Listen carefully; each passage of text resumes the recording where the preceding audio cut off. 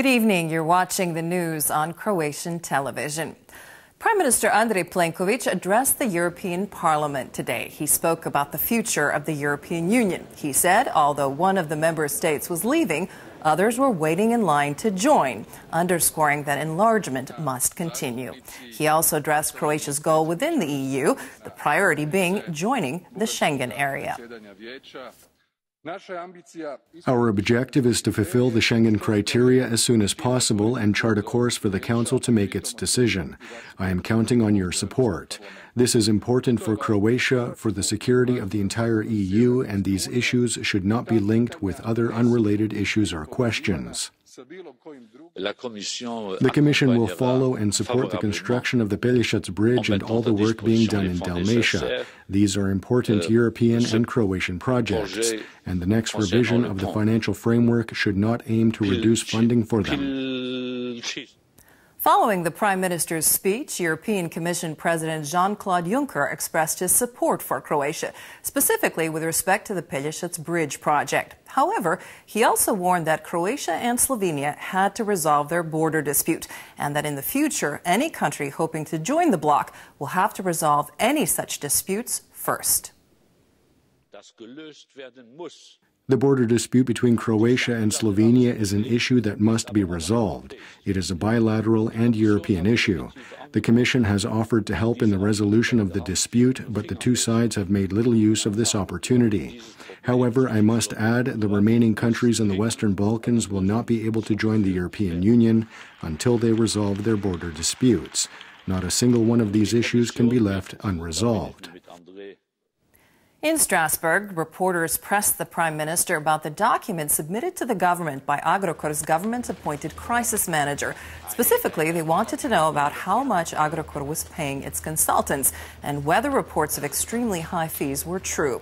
The PM said he would have more to say when he and his team read the report in detail.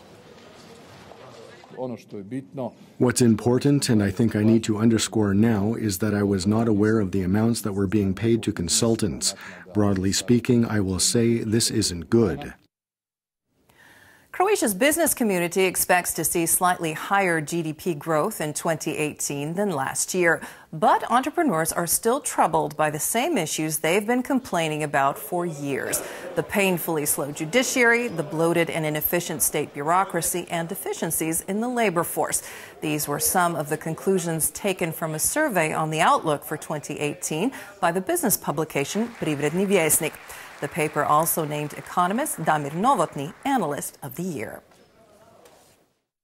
2018 will almost certainly be very much like 2017, and 2019 will be much like 2018, and so forth, if we make some significant structural changes.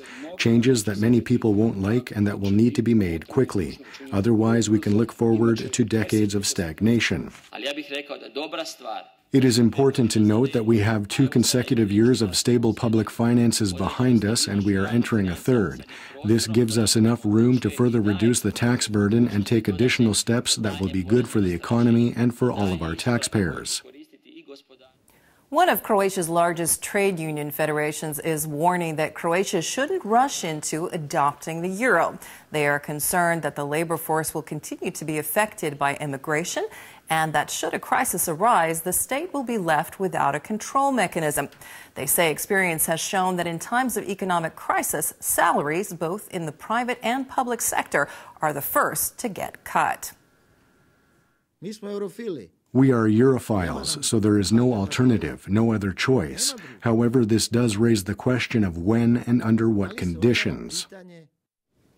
The Interior Ministry has launched a campaign to raise awareness about the importance of personal data protection. New EU rules regulating data protection will come into force on the 25th of May in all member states. This means stronger regulation and significantly tougher punishment for offenses. For Croatia, it also means passing a new data protection law, which is currently being drafted. We need to address especially the issue of educating young children who are exposed to this threat at a very young age because they are very active on the internet and social media. They need to be well informed about how to protect themselves.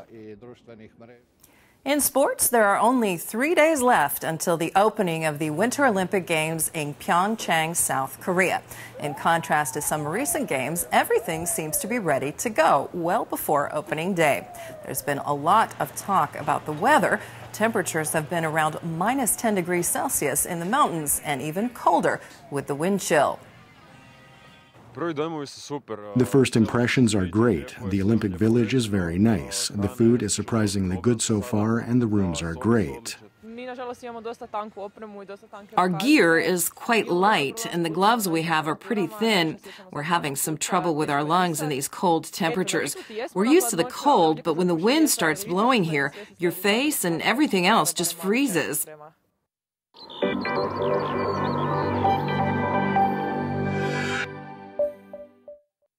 Tomorrow's forecast calls for wet weather throughout the country. There will be rain and thunder showers on the coast, especially in Dalmatia, and intermittent rain and sunny spells in the east. The rest of the interior, however, can expect snow and sleet. The snow is likely to stick in the mountains and in areas along the border with Slovenia. Lika may also get some freezing rain. There will be moderate to high northeasterly winds on the north coast. Gusts may reach gale force in places. In Dalmatia, southeasterly winds will shift to a west-southwesterly during the day and fall by evening. Morning lows will range from -4 to +1 in the interior and from 3 to 9 on the coast. The day's highs will be between -1 and +4 in the western interior, between 5 and 10 in the east, and between 8 and 13 on the coast. Looking ahead in the week, Thursday will still be wet inland, but the precipitation will taper off gradually. Dry conditions are expected on Friday and over the weekend. Morning temperatures will be quite cold. On the coast, winds will shift to a northeasterly and northwesterly on Thursday and begin to lose speed. It will be variably cloudy from then on out, with fewer showers and more sunny spells toward the end of the week. Northeasterly winds will pick up again on Saturday.